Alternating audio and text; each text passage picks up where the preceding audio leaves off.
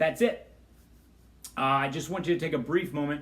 I know you spent a lot of time watching this already, but I'd like for you to just watch this PBS documentary about animation. It kind of reviews everything that I've talked about, but it also shows you kind of what animation is used for and where it's going to go and how it's being innovated as we go through this world, all right? I think the reason I'm so drawn to animation is that you have complete control and you can do whatever you want. When creating informative videos, you're slowing the viewer down to understand one thing at a time. Animation can personify emotions. It can personify thought. It's the same stuff you see when you go to sleep at night. Animation says, let's recreate that experience somehow. Let's pull other people into it.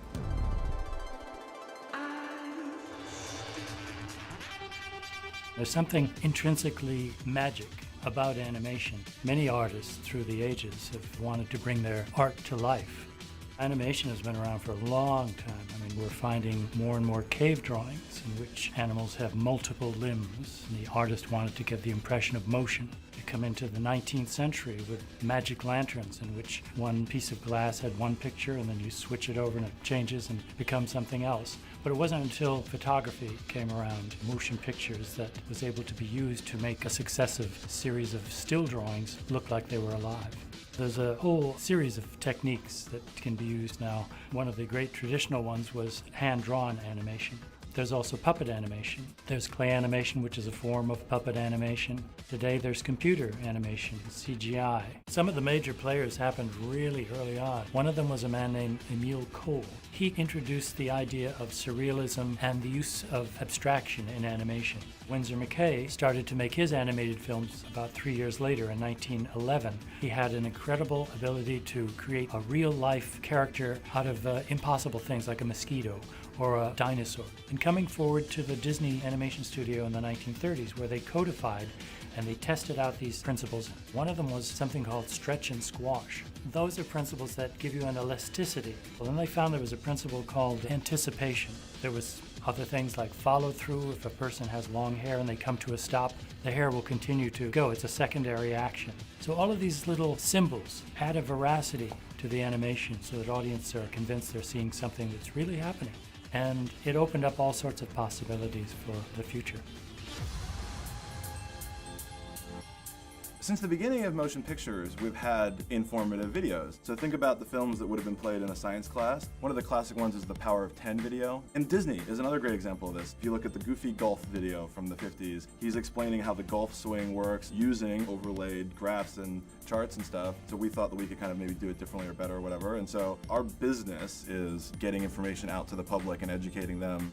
So the first video we ever did was called The State of the Internet. It was combining the storytelling nature of the political cartoon with the information that you get from this infographic. For the last 50 years, animation has been created in a fun way for a very broad audience, and so I think there's a lot of respect and trust in this medium for storytelling, but you are manipulating how the viewer is processing that. And in general, designing presentations, one of the things I'm always pushing is make the big information element as big as possible. Slideshow-like videos lends itself to people taking screenshots, sharing them, and being able to add their context to that slice of the story. Times have really changed where now we're using the internet as a community center for ideas, and the role that animation plays is for the purpose of education. The roots of motion graphics are really the roots of experimental animation, which I don't know if people understand that is as old as the medium of film itself. Both motion graphics and animation, they encourage play, and it's through that process of experimentation that I think a lot of interesting stuff is made. Every now and then somebody creates something that really has a viewpoint or that's trying to do something new, usually by accident, and next thing you know, they're developing a voice of their own. By taking risks and inviting in mistakes, you can invite a whole new way of creating into your process. There's just a kind of weird abstract drama playing out on the screen that transcends a lot of the normal structures of storytelling. I think it goes back to when we used to gaze into the fire. That kind of primal experience of looking at flickering imagery and hearing things that seem to match with it, that's very deeply embedded in us, and motion graphics basically taps into that. And that's important. You know, you don't always have to have a character or a clear narrative in order to move somebody. Animation is just the medium I use to express my stories. With live action, it's more of a community and it doesn't maybe allow your weird thought process to kick in. I much prefer the way pencil looks. You can get these little accidents and little smudges on the paper and you're just in your room and you can create these incredible worlds. With Belly, I tried to think about what it was like to be ostracized by an older sister and how you can just feel like so rotten inside. So animation is a great medium for that because it's just you, it's all coming out of you. And the stuff that comes out are things that would only come out if you're just stuck alone with your brain for a really long time. Have you seen my brother? His name is Alex. Yes, I have seen him. I think if something makes sense to you, even if it's abstract, it will make sense to the viewer. So yeah, like going inside the belly as this abstract element for something being in the pit of your stomach just seemed to make sense. Hey, buddy. I miss you. Yeah, right. I know. Come on, Oscar. A ride's here.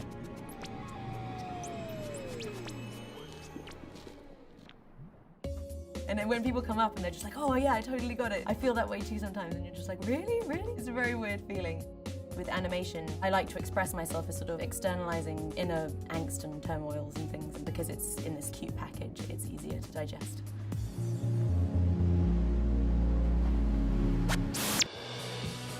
In animation, anything is possible. There really are no limits. The reason that infographics have become very popular is people are using the internet more and more to be educated about things. I love the process of drawing and figuring out how you can make it look weird but still realistic. If you think it, you can draw it, you can animate it. You can be an animator. I love how that documentary ends. If you can dream it, if you can think it, you can be an animator.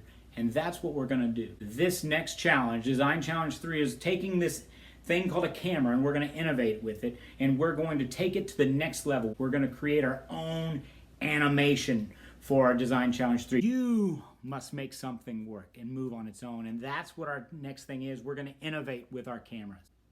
So the next step is going to be look at the process. How does this actually happen? And I don't want to bore you with that today. Instead, tomorrow we'll take a look at how to work on the process.